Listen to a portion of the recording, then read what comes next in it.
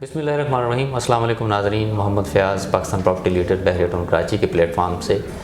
नाज़रीन, जैसे कि रिहायशी प्लाटों की इन्वेस्टमेंट के हवाले से क्लाइंट्स का और इन्वेस्टर का ज़्यादा रुझान होता है, क्योंकि ये एक लेस एक्सपेंसिव और लो रिस्क नेचर इन्वेस्टमेंट है। जबकि जो कमर्शियल प्रॉपर्टी है उसके लिए आपको एक हैवी अपफ्रंट इन्वेस्टमेंट चाहिए होती है। जैसा कि आप लोग वेयर हाउस कोई परचेज़ करते हैं, कोई शॉपिंग मॉल लेते हैं, या कोई शोरूम्स लेते हैं, या कोई अपार्टमेंट प्लस कमर्शियल शॉप्स जो प्रोजेक्ट्स हैं उसमें इन्वेस्टमेंट करते हैं, तो इसमें ऑब्वियसली आपको एक हैवी इन्वेस्टमेंट चाहिए। बट ये जो इन्वेस्टमेंट है ये एक वेरी लिक्रेटिव इन्वेस्टमेंट है। इस पे आपको एक हैंडसम कैपिटल गेन मिलता है और कंटिन्यूस रेंटल यील्ड भी इसमें ज़्यादा होता है। तो इस की इन्वेस्टमेंट एक जब आप कर रहे होते हैं तो उसके लिए आपको एक लॉन्ग पेशेंस चाहिए होता है। जैसे कि आप एनालिसिस करते हैं कि रिस्क एनालिसिस से लेके आप डॉक्यूमेंटेशंस इसकी देख रहे होते हैं, उसकी कंस्ट्रक्शन से रेनोवेशन के फैक्टर एनालाइज कर रहे होते हैं। तो ये एक इसके लिए आपको एक अच्छा खासा सब्र व तहम्मुल चाहिए होता है इस इन्वेस्टमेंट के लिए। तो ये सारी चीज़ें देखने के लिए इसके सारे एक इसको बेस्ट इन्वेस्टमेंट बनाने के लिए कि कमर्शियल प्रॉपर्टी को कौन से फैक्टर जो हैं वो हमें बेस्ट इन्वेस्टमेंट में कन्वर्ट करेंगे, इस हवाले से आज हमारे साथ पाकिस्तान प्रॉपर्टी लीडर के CEO, हमारी इंस्पिरेशन, हमारे लीडर सर अदनान मुदस्सिर साहब मौजूद हैं। अस्सलाम वालेकुम सर। वालेकुम अस्सलाम, thank you so much ji sir. तो सर से आप पूछेंगे कि ये जो सारे फैक्टर्स हैं इस इन्वेस्टमेंट को बेस्ट कमर्शियल इन्वेस्टमेंट इन पाकिस्तान, उस पर कौन कौन से फैक्टर्स हैं, उसको एनालाइज करने के लिए सर से पूछते हैं। सर, जैसा कि कमर्शियल इन्वेस्टमेंट हम लोग कर रहे होते हैं तो इसका एक मेजर और बहुत ही इंपॉर्टेंट फैक्टर होता है लोकेशन। तो इस पे आपका क्या एक्सपर्ट ओपिनियन है कि लोकेशन को हम कैसे एनालाइज करें और किस तरह वो जज करे इन्वेस्टर कि वो अपनी प्रॉपर्टी जो है वहाँ पे वो ख़रीद सके? अच्छा, इसमें फैज़ साहब मैं इस तरह से देखता हूँ कि फ़र्स्ट ऑफ़ ऑल हमारे यहाँ पाकिस्तान में ख़ासकर जो लोगों का एक ट्रेंड सेट हो चुका होता है, वो ऑलरेडी एक माइंड सेट, एक स्कूल ऑफ थॉट, एक मेंटेलिटी है कि लोग रेजिडेंशियल में इन्वेस्ट करके ज़्यादा कंफर्टेबल फील करते हैं। जबकि जो मार्केट के ट्रेंड्स या आप कह लें कि वर्ल्ड वाइड इंटरनेशनल जो ट्रेंड्स होते हैं वो अब चेंज हो चुके हैं। जी बिल्कुल। अच्छा, उनकी उसको हमने ड्राइव करना पड़ता है अपने कस्टमर्स को, एक चीज़ नए ट्रेंड्स को फॉलो करने के लिए हमें वो चीज़ें कन्वे करनी पड़ती है। जी बिल्कुल ऐसे। अच्छा, अब जबकि commercial project, high rise building, indoor life हो चुकी है और लोग ईज़ चाहते हैं हर तरह के प्रोजेक्ट में और हर तरह की एक्टिविटी में। अब जब बिजनेस एक्टिविटी सारी की सारी इंडोर हो चुकी हैं, लोग मॉल्स के अंदर जाके शॉपिंग करना चाहते हैं, तो फिर आप लोगों की इन्वेस्टमेंट्स भी मतलब जो बड़े बाज़ारों से या आप रेजिडेंशियल एरिया से शॉपिंग मॉल्स के अंदर आ गई है, जैसे हम ये कह सकते हैं कि रेजिडेंशियल से कमर्शियल में कन्वर्ट हो गई। अब कमर्शियल एरियाज़ और रेजिडेंशियल एरियाज़ को अलग अलग डिफ़ाइन किया जा चुका है। ये सारी सिविलाइज सोसाइटीज़ के अंदर अब ऐसा ही है। ऐसा नहीं है कि रेजिडेंशियल और कमर्शियल का तफरीक ना रखी गई हो या अलग अलग कैटेगराइज ना किया गया हो या डिफ़ाइन नहीं किया गया। अब डिफ़ाइन किया जा चुका है। अब क्या है कि अगर मुझे कमर्शियल एक्टिविटी करनी है तो I have to select some commercial property. Exactly. अगर मुझे कोई रेजिडेंशियल एक्टिविटी है या मेरे रहना है पुरसकून अंदाज में, तो फिर मैं रेजिडेंशियल एरियाज़ का इंतखाब करूँगा। अब जो कमर्शियल एक्टिविटी में, कमर्शियल इन्वेस्टमेंट में लोकेशन की आप बात कर रहे हैं, तो वो एक जिसे हम कहते हैं ना कि रिसर्च एंड डेवलपमेंट डिपार्टमेंट अब तो बड़ी बड़ी कंपनीज जो हैं वो अपने डेवलप कर चुकी हैं। तो अब कोई भी जब लोग अपना कोई प्रोजेक्ट लॉन्च कर रहे हैं या अपनी इन्वेस्टमेंट कर रहे हैं, तो फिर ये R&D वाला जो डिपार्टमेंट है, ये लोग बाकायदा डिसाइड करते हैं, सर्वे टीम्स हैं कि कितने किलोमीटर्स तक कितनी आबादी है वहाँ पे, वहाँ पे स्कूल्स कौन से हैं, इंस्टीट्यूशंस कौन से हैं, वहाँ पे गवर्नमेंट के इदारे कौन से हैं, इसके अलावा बैंकिंग सेक्टर कैसे ग्रो कर रहा है, और फिर यहाँ के लोगों के ट्रेंड्स क्या हैं और रुझान किस तरफ है। फिर जब भी कमर्शियल प्रॉपर्टीज़ की लोकेशन को हम इस तरह से एनालाइज करते हैं, फॉर एग्जांपल अगर मैं पाकिस्तान के बड़े शहरों में मुल्तान शहर की बात करूं, तो मुल्तान शहर के कुछ ख़ास एरियाज़ होंगे जहां आप हाई राइज बिल्डिंग्स बनाएं, डिज़ाइन करें, इन्वेस्टमेंट करें, तो वो एरियाज़ बड़ी जल्दी कामयाब हो जाएंगे। जी बिल्कुल। लेकिन इसी के कंपैरिजन में जब आप इस्लामाबाद जैसे शहर को लेंगे, उसके डायनामिक्स कुछ और डिफरेंट है। ठीक है। फिर आपको लोकेशन का इंतखाब करने में आपको सेक्टर शॉप्स पे जाना पड़ेगा, आपको इस्लामाबाद में सेक्टर्स बने हुए हैं, आपको वो देखने हैं। अब बहरिया टाउन में इसी तरह आते हैं, तो बहरिया टाउन में फिर वंस अगेन एक इंटायरली डिफरेंट मेंटालिटी है, डिफरेंट यहाँ पे कमर्शियल हब्स हैं, उनको आपने स्टडी करना है, फिर कमर्शियल में आपने इन्वेस्ट करना है। तो कमर्शियल इन्वेस्टमेंट के लिए लोकेशन नो डाउट हमेशा मैटर करती है और ये डिपेंड करता है कि इसके इर्द गिर्द कितनी टारगेट ऑडियंस है आपकी, कितने लोगों को ये कमर्शियल एरिया, फुटफॉल क्या होगा और आपका पर्पस क्या है, रेंज क्या होगी, बिल्कुल मतलब कितने लोगों के लिए यहाँ पे आप ये वाली जो प्रोडक्ट आज बनाने जा रहे हैं, वो कमर्शियल बिल्डिंग या कमर्शियल आपका प्रोजेक्ट, वो कितने लोगों के लिए वो फिजिबल होगा। बिल्कुल। तो ये इस तरह की चीज़ें तो मतलब इस उस सेटलमेंट की जो डेमोग्राफिक्स हैं वो भी डिटरमिन करते हैं कि आपकी प्रॉपर्टी की वैल्यू क्या होगी, या आपको उसके अगेंस्ट रिटर्न कितना मिलेगा। जैसे कि मतलब ये कि अगर लो इनकम पॉपुलेशन या सेटलमेंट है तो उससे आप कम एक्सपेक्ट करेंगे, और जैसे बहरिया टाउन का तो मिडिल क्लास या अपर मिडिल क्लास ज़्यादातर यहाँ पे पॉपुलेशन सेटलमेंट्स हैं। तो और दूसरी बात ये होती है कि मेन लैंडमार्क्स में हैं, उस लोकेशन में कितनी अप्रोच में हैं, आपके प्रोजेक्ट के कितने नियरेस्ट हैं, फिर वहाँ की जो एक्सेसिबिलिटी है वो भी मैटर करती है। तो ये सारी चीज़ें उसके अंदर हैं। ये सारी चीज़ें सर, उसके बाद अगला जो हम पर्टिकुलरली हम देखेंगे कि मार्केट ट्रेंड्स, जी, उसका भी मेजर रोल है कि मार्केट में जैसा कि अब एक अप्रोच आ रही है, रिमोटली बिजनेस की चीज़ें आ गई हैं कि जैसा कि फ्रीलांसिंग है और ई कॉमर्स का कॉन्सेप्ट भी आ रहा है। तो ये ट्रेंड्स जो हैं ये भी मैटर करते हैं कि आप किस जगह पे इन्वेस्ट कर रहे हैं। तो इस पे सर आप कैसे? अच्छा, अब देखिए फॉर एग्जांपल अभी हम एक फ्रेश एक प्रोजेक्ट हम लोगों ने डिज़ाइन किया था, क्यू लिंक्स वालों का एक प्रोजेक्ट था लाहौर में, क्यू सेंट्रल के नाम से। वहाँ पे एक पूरा फ्लोर को वर्क स्पेस के नाम से उसको डिफाइन किया गया। अच्छा, आपने जब बात की ई कॉमर्स की या फ्रीलांसिंग की या इस तरह से ऑनलाइन जब लोग काम कर रहे होते हैं, तो आपको सम टाइम अपने एक ऑफिस का एड्रेस मेंशन करना होता है। बिल्कुल ऐसे। ठीक है, तो फिर वहाँ पे जब आप एक शॉर्ट टर्म के लिए आप लोग एक ऑफिस स्पेस को यूटिलाइज कर रहे हैं, तो वो जिस तरह कहते हैं ना कि को वर्क स्पेस या कॉमन वर्क स्पेस शेयरिंग हो जाती है, तो वो कम रेंटल में, कम बजट में आप ज़्यादा फ़ायदे ले जाते हैं। जहाँ पे आपको इंटरनेट फैसिलिटीज़ मिलती है, सिटिंग अरेंजमेंट्स हैं, मीटिंग हॉल्स हैं, आपने कोई एक्टिविटीज़ करवानी, सेमिनार करवाने हैं, वर्कशॉप्स करवानी है, आपने अपने ऑफिस को, अपने काम को मतलब किसी बड़े स्केल पे जाके पोर्ट्रे करना है, मीटिंग्स हैं, वो इंटरनेशनल मीटिंग्स हों। देखिए, जब वर्चुअल किस्म की मीटिंग्स होती हैं तो वो भी, और अगर फिज़िकल आपने कुछ अरेंज करना है तो वो भी, फिर वो को वर्क स्पेस, अब जो ये देखेंगे प्योर कमर्शियल एक एक्टिविटी है जो कि कमर्शियल मॉल्स में एक जब भी कोई बिल्डिंग डिज़ाइन हो रही होती है उसके अंदर अब बाकायदा ये फ्लोर्स मैनेज कर दिए जी बिल्कुल। ठीक है, तो लाहौर के, कराची के और पाकिस्तान के सब बड़े शहरों में अब ये कॉमन ट्रेंड चल चुका है, क्योंकि अब हमारी यूथ की नीड्स और ट्रेंड्स को समझते हुए बिल्डर्स भी इस चीज़ को भांप चुके हैं, समझ चुके हैं कि हमें ये चीज़ें करनी होंगी तो हमारी बिल्डिंग में फुटफॉल होगा, ट्रैफिक आएगी या लोग आएंगे, इन्वॉल्वमेंट होगी। तो इन सारी चीज़ों को मैं कैसे देखता हूँ कि उसमें वो छोटी छोटी स्पेसेस का फैसिलिटीज़ के साथ ऑफ़र किया जाना, ये भी मेरा ख्याल है कि लाज़मी मुलज़ूम हो चुका है। ठीक है, तो ये ज़रूरी है। इसमें ये भी सर है कि जैसे कि अगर कोई आजकल को जैसे देखा जाता है कि आपके बिल्डिंग का स्ट्रक्चर कैसा है, तो उसकी जैसे इंटरनेशनल ट्रेंड्स क्या हैं कि किस तरह के हाई राइज बिल्डिंग्स बन रही हैं, वहाँ पे टेक्नोलॉजी का कितना इस्तेमाल है, वहाँ वो और किस तरह की अप्रोच है कि उसकी मैनेजमेंट कितनी स्मार्ट है।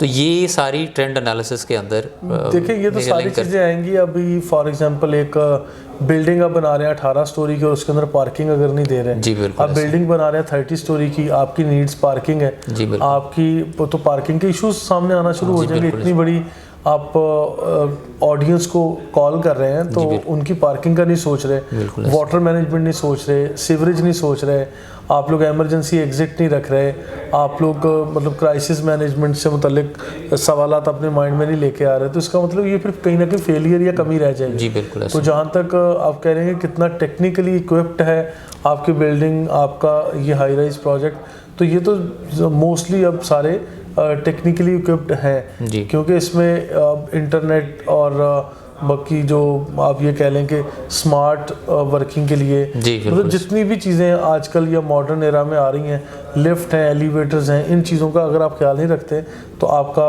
मतलब ये हाई राइज प्रोजेक्ट जो है फ्लॉप हो सकता है। जी बिल्कुल। और सर इसमें रिस्क फैक्टर का क्या रोल है? अच्छा, रिस्क फैक्टर इन्वेस्टमेंट को अगर हम रिस्क के तौर पे देखते हैं तो कमर्शियल में मेरा नहीं ख्याल कि अगर आपने प्रॉपर तरीके से स्टडी किया हुआ है तो फिर आपकी चीज़ें रिस्की होंगी, ख़ासकर कमर्शियल में। अब फॉर एग्जांपल मैं जब बहरिया टाउन में ये बात कर रहा था कि यहाँ पे मेन जना एवेन्यू के ऊपर ऑफिस की कैंपेन हम रन कर रहे थे जी, या ग्राउंड फ्लोर के शोरूम्स की हम एक कैंपेन रन कर रहे थे, तो मुझसे ये सवाल किया गया, हमारे बड़े ओवरसीज़ कस्टमर्स हैं, उन लोगों ने फ्याज भी सवाल किया कि मेन जना एवेन्यू से लेके आप लोग स्पोर्ट्स सिटी तक चले जाएंगे, यहाँ पे तो बहुत सारे शोरूम्स बन जाएंगे, तो हमारा तो शोरूम की वैल्यू एप्रिशिएट होने की बजाय ये तो डी वैल्यू होना शुरू हो जाएगी। तो मैंने उनको एक एग्जांपल दी, मैंने कहा देखिए मेरी जो कैलकुलेशन है, मैं तो फैक्ट एंड फिगर्स की बुनियाद पे बात करने का आदी हूँ, तो मेरे साथ फैक्ट एंड फिगर्स पे आ जाएं। मैंने कहा मेरी इल्म के मुताबिक या मैंने जो बाकायदा काउंटिंग की है, सर्वे किया है, उसके मुताबिक क्या है कि अगर आप लोग मेन गेट से लेके ऑनवर्ड स्टडी करते हैं इंटरनेशनल थीम पार्क तक, ठीक है, तो आपके 90 प्लॉट अप्रॉक्सीमेट एक साइड पे और 90 दूसरी साइड पे, यानी टोटल 180 प्लॉट होगा। जी बिल्कुल ऐसे। तो अगर एक 500 गज के प्लॉट पे 4 शोरूम भी आप निकालते हैं तो 720 शोरूम बनते हैं दोनों साइड के मिला। बिल्कुल ऐसे, बिल्कुल ऐसे। ठीक है, तो मैंने कहा ये कराची शहर की इतनी बड़ी आबादी, 3.5 से 4 करोड़ डिमांड एंड सप्लाई वाला गैप है इसमें। जी, आप ये इतनी छोटी चीज़ों को काउंट करके, अच्छा ये बन गए थे 720, मैं कहता हूँ 720 आप ग्रैंड मस्जिद तक ले लें, ठीक है, 720 आप डांसिंग फाउंटेन तक ले जाएं, 720 फिर आप प्रीसिंक्ट वो 36 तक यानी आप ले जाएं रफ़ीक स्टेडियम तक, और फिर बैरिया ग्रीन्स तक भी ले जाएं कि पूरे का पूरा जना एवेन्यू इसी तरह बना हुआ होगा। ये अगले हम हो सकता है 10 साल 15 साल या 20 साल की बात करें, जब ये ए और B side highly congested populated और हमारी यूँ नज़र ऊपर उठेगी राइट और लेफ़्ट साइड पे, तो दोनों तरफ जो है ना ग्लास से कवर्ड आलीशान किस्म की बिल्डिंग्स होंगी और उसके अंदर शोरूम ग्राउंड फ्लोर पे बने हुए होंगे कि फुल रश होगा और हमारे पास जगह नहीं बचेगी। मैं उस वक्त की शायद बात कर रहा हूँ, तो फिर भी चंद हज़ार होंगे, ये लाखों में नहीं है। मैंने पूरे बहरिया टाउन को काउंट कर दिया और आने वाले को 10-15 साल की बात कर दी, ये लाखों में होंगे। और कराची शहर की आबादी मैंने 3.5 से 4 करोड़ आबादी मैंने कहा है, और मैं नहीं कहता सारी आबादी उठ के यहाँ आ जाएगी बहरिया टाउन में। पूरी पॉपुलेशन का 1% निकाल लें आप, बिल्कुल 1% कई लाखों में जाता है, बिल्कुल ऐसे। अगर यहाँ के शोरूम है तो आप में से चंद एक, ये तो आटे में नमक के बराबर है, ये तो इतना कम काउंट है, ठीक है। और फिर बहरिया टाउन अल्टीमेटली सबका फ्यूचर है, हर किसी ने इस तरफ आना है। यहाँ पे जो मेगा इंफ्रास्ट्रक्चर प्लानिंग और जो चीज़ें चल रही हैं, ये मतलब मैं समझता हूँ कि पाकिस्तान की तारीख को बदल देने वाले प्रोजेक्ट आ, बिल्कुल ऐसे, ठीक है। ये चीज़ें प्लानिंग में शायद हमारी गवर्नमेंट प्लान नहीं कर सकी, वो चीज़ें जो मलिक साहब ने माशाल्लाह अमली तौर पे करके दिखाया। और मैंने पिछले दिनों एक स्टेटमेंट दी थी कि पूरे M9 मोटरवे पे मुझे बहरिया टाउन जैसी डेवलपमेंट और इतनी रंगीन जहाँ पे ये लाइफस्टाइल दे दिया गया, वो मुझे कोई सोसाइटी दिखाएं तो सही। पिछले 30 सालों से लोग यहाँ डेवलपमेंट कर रहे हैं और ये पिछले 8 सालों में इन्होंने करके दिखाया। आज अल्हम्दुलिल्लाह we are proud resident of Bahria Town Karachi, ठीक है। बिल्कुल सर ये इसके अलावा एक बहुत ही इम्पॉर्टेंट है जो फैक्टर है, जैसे कि टॉप नॉच फैसिलिटीज़ और अमेनिटीज़, जिसको डीपली एनालाइज करना चाहिए बिफोर इन्वेस्टमेंट, कि आप किसी प्रोजेक्ट में जब करने जा रहे हैं तो इसको किस हद तक जो है देखना चाहिए। देखिए बिल्कुल देखना चाहिए, ये बहरिया मैनेजमेंट भी देख रही है और डेवलपर्स बिल्डर्स जितने लोग आ गए हैं, हर कोई अपनी अपनी रिसर्च, मैंने R&D का भी जिक्र किया जी, बिल्कुल ऐसे। तो ये हर कोई इवन इन्वेस्ट करने वाला, और जब कोई हाई राइज प्रोजेक्ट की बात करते हैं, बिल्डिंग की बात करते हैं, मेरा ख्याल है कि इस तरह की प्रॉपर रिसर्च के साथ और तैयारी के साथ लोग आ रहे हैं। अभी मैं एक एग्जांपल यहाँ मेंशन कर देता हूँ। मैंने पिछले दिनों अपनी एक वीडियो में मेंशन किया कि हाशू ग्रुप यानी हशवानी फैमिली PPL एसोसिएट के साथ मिलके पीसी लेके आ रहे हैं बहरिया टाउन के अंदर इंशाल्लाह। ठीक है, बहरिया टाउन कराची में इंशाल्लाह। ऑक्टा कराची के नाम से बहुत एक बड़ा प्रोजेक्ट है, मेगा प्रोजेक्ट, 32 स्टोरी बिल्डिंग, उसके काफ़ी सारे फ्लोर्स मार्केट के लिए बहुत बड़ी ये खबर है, बहुत बड़ी खबर है ये। और ये यहाँ पे इसका बड़ा इम्पैक्ट होगा, इम्पैक्ट है। अब ये देखें जब पीसी जैसे यहाँ पे आ रहे हैं ब्रांड्स और ये एक वैल्यू एडिशन आ रहा है बहरिया टाउन के अंदर, तो मेरा ख्याल है कि ये सारी अमेनिटीज़ या जो आप ये बात कर रहे हैं फैसिलिटीज़, तो उन सब के लिए एक मैं कहता हूँ यकीनी एक सबूत है। बिल्कुल ऐसे। ठीक है, तो ये सारी चीज़ें इंशाल्लाह टाइम के साथ साथ जब इस तरह के हाई एंड बिजनेस आते हैं, जिस भी मार्केट में आते हैं या जिस विसिनिटी में आते हैं, तो ऑब्वियसली वो एक अपना ट्रेंड भी सेट करते हैं और जितनी भी मॉडर्न अप्रोच है और मॉडर्न फैसिलिटीज़ उसको एश्योर करते हैं। तो सर इसके बाद एक और चीज़ है कि जब इन्वेस्टर इन्वेस्टमेंट कर लेता है और अपना यूनिट या जो भी उसने लेना है शोरूम, तो उसके बाद अगला चैलेंज उसके लिए होता है कि ये जो प्रॉपर्टी है इससे मैंने रेंटल यील्ड जब लेना है, रेंटल इनकम इससे जनरेट करनी है, तो उसको फैसला करना होता है कि किस तरह का टेनेंट जो है जिसके साथ एग्रीमेंट करे।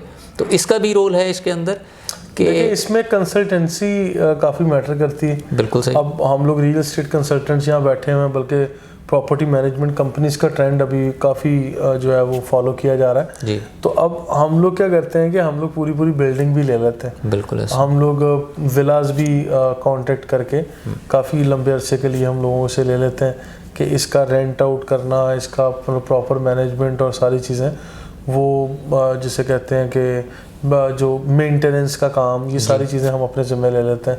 तो इन चीज़ों से हमें फ़र्क क्या पड़ता है या हमें फ़ायदा क्या होता है कि एज ए कंपनी हम लोग बिज़नेस जनरेट कर रहे होते हैं और जो हमारे कस्टमर्स हैं या ऐसे इन्वेस्टर्स हैं उनको फ़ायदा ये होता है कि उनकी चीज़ें स्मूथली चल रही होती हैं। वो रिस्क के हाँ ठीक है, जो किसी दौर में सुनते थे कब्ज़ा ग्रुप हो या कब्ज़ा हो गया या हमने किसी को किराए पे दिया और हमें वो एक यूनिट का किराया देने में कोई पार्टी डिस्टर्ब कर रही है या टाइमली नहीं दे रहे जी, बिल्कुल। तो you have to ask a single party, ना कि आपने अगर आपकी बिल्डिंग में 70 यूनिट्स हैं, आप 70 लोगों से कम्युनिकेशन नहीं कर रहे हैं। आप किसी एक इंडिविजुअल से, एक कंपनी से कर रहे हैं जो आपकी उन पूरी चीज़ों को मैनेज करके आपके अकाउंट में डिपॉजिट कर रही है। तो फिर इस तरह की चीज़ें आपको लेके साथ मतलब इसमें ऐसा अप्रोच किया जाए, ऐसा आपका टेनेंट हो कि जिसकी एक रिलायबल और कंटिन्यूस उसकी एक स्टेबल फाइनेंशियल उसके रिसोर्सेज हों, जो कि आपको टाइमली आपकी रेंटल इनकम भी मिलती रहे और बाकी चीज़ें जो है ना। बिल्कुल, देखिए मतलब फर्स्ट ऑफ ऑल आपको ये चीज़ें अगर कोई नया बंदा आ रहा है कि नया कारोबार वाला आ रहा है, आप मेरा ख्याल है कि चीज़ें असेस करना भी समटाइम मुश्किल होती हैं आपके लिए, लेकिन एक स्टेज पे जाके कॉन्सेप्ट क्लियर होता है आपका कि हाँ जी आपका ये फैसला ठीक था या गलत था। लेकिन फिर भी खैर एक वो असेस कर लेना चाहिए चीज़ों को। कंसल्टेंसी इसीलिए मैं कह रहा हूँ कहीं ना कहीं बिल्कुल ऐसे एज अ कंपनी इन्वेस्टर जो होते हैं वो तो मतलब उनके एक डेडिकेटेड R&D के जैसे कि आपने बताया डिपार्टमेंट होते हैं। अगर एज ए इंडिविजुअल कोई कर रहा है तो वो आउटसोर्स भी कर सकता है, आउटसोर्स कर सकता है। फिर थोड़ा सा आजकल सोशल मीडिया ऑनलाइन आप जाके जितनी भी रिसर्च कर लें वो कम है, आप हर तरह की इन्फॉर्मेशन हासिल कर सकते हैं। जी बिल्कुल ऐसे। सर आखिरी क्वेश्चन मेरा कि इस सारे मामले में कंसल्टेंट का जैसे आप पहले बात कर रहे हैं उसका एक मेजर रोल है। जब भी किसी इन्वेस्टर ने फैसला करना है, चाहे वो इंडिविजुअल हो चाहे वो कंपनी हो, तो उसको प्रॉपर गाइडलाइंस और प्रॉपर उस मार्केट की जितने भी प्रॉज एंड कॉन्स हैं उसका जो एनालिसिस है वो एक प्रॉपर कंसल्टेंट से मिलेगा, प्रोफेशनल कंसल्टेंट से मिलेगा। तो इसका रोल जो है आप क्या किस हद तक समझते हैं कि इस सारे मामले में कितना रोल है इन्वेस्टर के साथ कंसल्टेंट का? देखिए कंसल्टेंसी किसी भी फील्ड में अपनी जगह बना चुकी है। मैं रियल एस्टेट की जस्ट बात मनवा चुके हैं किसी भी फील्ड में। मैं ज़रा एक्सप्लेन करके फिर नैरो डाउन करके अपने चैप्टर पे आता हूँ। तो नो डाउट रियल एस्टेट में भी कंसल्टेंसी मैटर करती है। अब एक नया बंदा जो यहाँ के ट्रेंड्स को नहीं समझता, जो यहाँ के मैं समझता हूँ कि टेक्निकलिटीज़ या यहाँ की बारीकियों को नहीं समझता और वो यहाँ आके एक हैवी इन्वेस्टमेंट करना शुरू कर दे, तो मेरा ख्याल है कि वो कहीं ना कहीं फिर नेगेटिव एस्पेक्ट उसको असरअंदाज होंगे। जी बिल्कुल ठीक है। तो अच्छा आपको विन विन सिचुएशन में जाने के लिए एग्जैक्टली कंसल्टेंसी आपको लेनी पड़ती है। आउटसोर्स कर सकते हैं आप लोगों को अपने साथ मिला सकते हैं। और there are number of options, यहाँ पे बहुत सारे लोग हैं, मैं ये नहीं कह रहा कि सिर्फ मैं ही काम कर रहा हूँ, मतलब there are number of people जो बड़े टैलेंटेड, बड़ी ज़्यादा इन्फॉर्मेशन वाले, बड़े ज़्यादा डिसिप्लिन्ड और एक्सपोजर वाले, एग्जैक्टली वो बहुत सारे लोग हैं जो यहाँ काम कर रहे हैं माशाल्लाह। और मैंने तो पिछले दिनों बल्कि कुछ वीडियोस भी की थी, you must have 5 real estate friends, और फिर you must follow these 10 top YouTube channels in Bahria Town Karachi. तो इस तरह की चीज़ें मैं अक्सर शेयर करता रहता हूँ। तो इंशाल्लाह ये भी अलग से कंसल्टेंसी की भी हम एक वीडियो करेंगे इंशाल्लाह सर। जैसे कि सर आपने बड़ी तफसील के साथ बता दिया जी, और जैसे कि नाजरीन अगर या कोई एज अ एंड यूज़र या इन्वेस्टर के तौर पे वो कमर्शियल प्रॉपर्टी में अपनी इन्वेस्टमेंट करना चाह रहे हैं, तो सर ने जैसे बड़ी तफसील के साथ आपको सारी डिटेल्स बता दी हैं। और पाकिस्तान प्रॉपर्टी लीडर्स जो है इस तरह के मामलात में, वो चाहे लोकेशन की सिलेक्शन हो, चाहे मार्केट एनालिसिस हो, चाहे ट्रेंड एनालिसिस हो, चाहे रिस्क की सारी चीज़ें अगर आपने देखनी है और डिटरमिन करनी है, एनालाइज करनी है, तो या अमेनिटीज़, फैसिलिटीज़, इस तरह की सारी चीज़ों के बारे में आपको एक प्रॉपर गाइडलाइन चाहिए, तो पाकिस्तान प्रॉपर्टी लीडर्स की टीम सर की लीडरशिप में आपकी सर्विस के लिए हाजिर है। और अल्हम्दुलिल्लाह माजी में बहुत सारे कमर्शियल इन्वेस्टमेंट जहाँ पे PPL के प्लेटफॉर्म से हो चुकी हैं, और नेक्स्ट भी इंशाल्लाह ये सिलसिला जारी और सारी रहेगा। नाजरीन, आई होप कि ये वीडियो आपके लिए बड़ी फ्रूटफुल, बेनिफिशियल साबित होगी, और इंशाल्लाह नेक्स्ट किसी नई टॉपिक के साथ दोबारा हाजिर होंगे एक नई वीडियो के साथ। Thank you so much. तब तक थैंक यू जी, अल्लाह हाफ़िज़।